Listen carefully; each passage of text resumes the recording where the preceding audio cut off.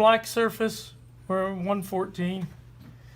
We go down to the silver surface, we're at 90, okay? So we are at the same temperature, but because this is a lower emissivity object, it has error in its reading.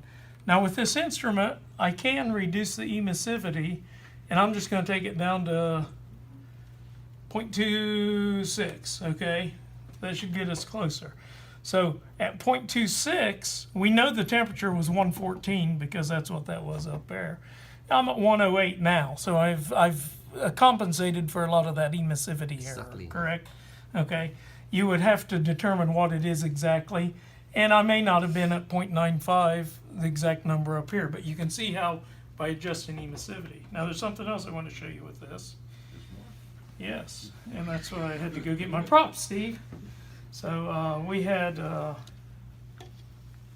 with this unit at 0.95, okay, we're reading up here the 112. It's going to cool off because we've unplugged it, so it's cooling off. Yeah. But if you want to see, like I'm measuring the energy coming off here, and we talked about reflected energy.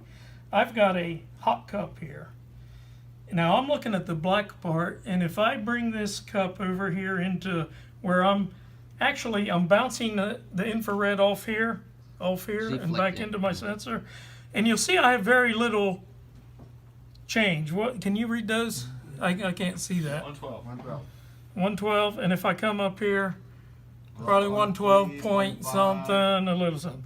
If I go down here, this is a lot more reflective, okay? So I'm looking now, we've got what 89. temperature? 89. If I bring this hot cup in here, 92, 93, 94, 98. so we're getting a 6-7 degree temperature increase because the radiation off here is reflecting off of here and coming in to the sensor. So that shows you how, in the case of the motor, if there's lights on, fluorescent lights have a lot of heat coming off the ballast end. There's lots of sources of heat. And with thermal imaging cameras, which they'll talk about later, there's a way to compensate for that reflected energy. No, actually they asking for thermal image camera only.